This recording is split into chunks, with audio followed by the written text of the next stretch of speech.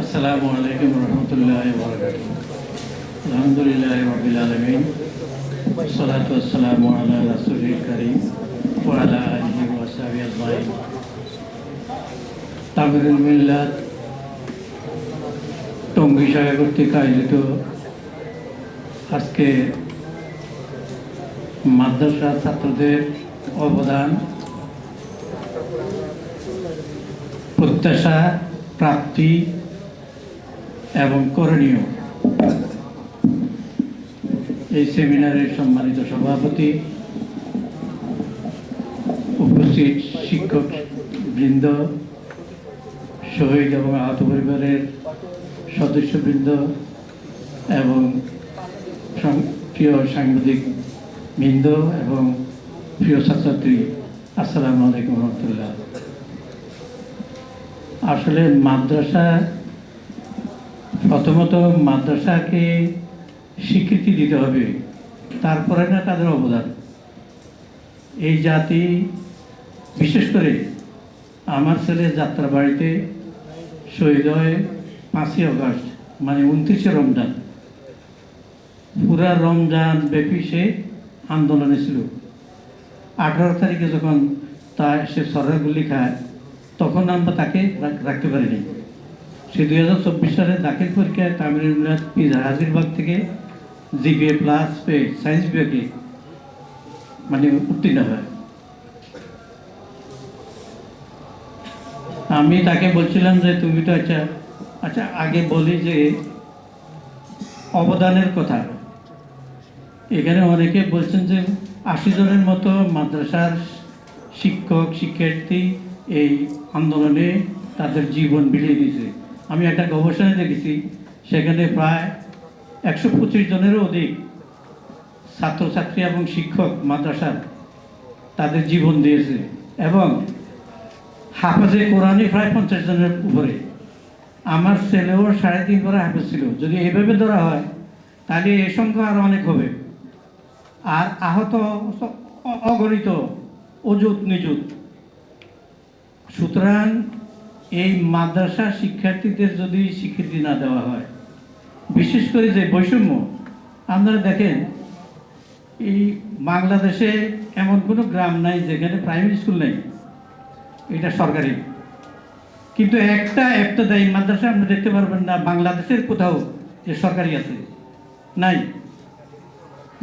বাংলাদেশে এমন কোনো উপজেলা নাই কিংবা এমন কোনো ইউনিয়ন নাই যেখানে হাই স্কুল নেই এবং এমপিভুক্ত।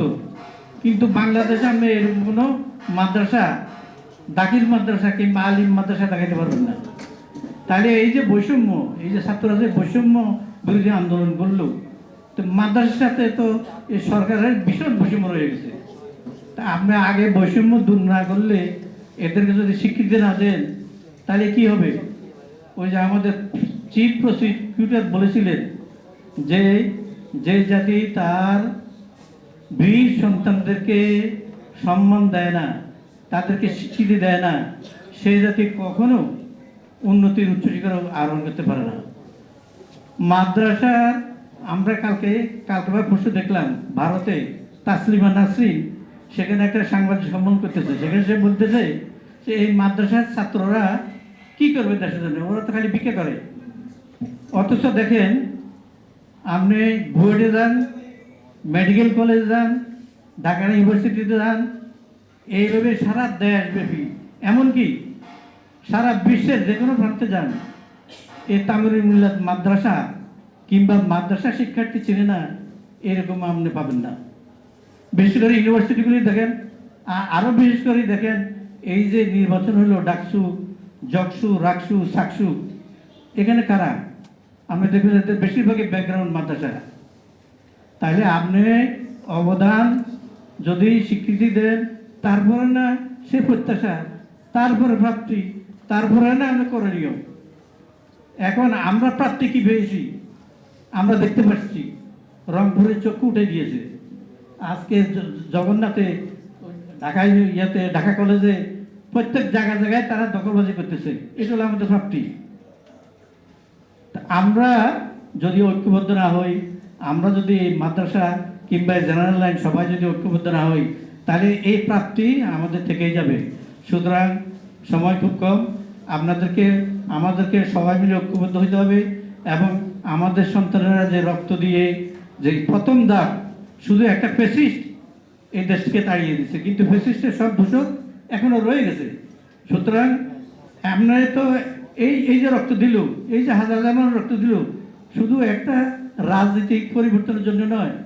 কেউ কেউ বলে আবার যে লিঙ্গ পরিবর্তন, মানে মহিলা প্রধানমন্ত্রী গেছে, পুরুষ প্রধানমন্ত্রী আসছে, তো লিঙ্গ পরিবর্তনের জন্য তো আমাদের সন্তানরা রক্ত দেয় নাই। আমাদের সন্তানরা ছোট ছোট বাচ্চা 14-15 বছর, তাদের তো কোটারও দরকার ছিল না, তাদের কোনো উচ্চবিলাসী ছিল না, তারা কিছুই ছিল না, তারা কেন দিয়েছে? এই ছোট ছোট বাচ্চারা, আমরা যেটা 54 বছরে বুঝতে পারে নাই, তারা মাত্র 36 দিনে সেটা করে দেখিয়েছে।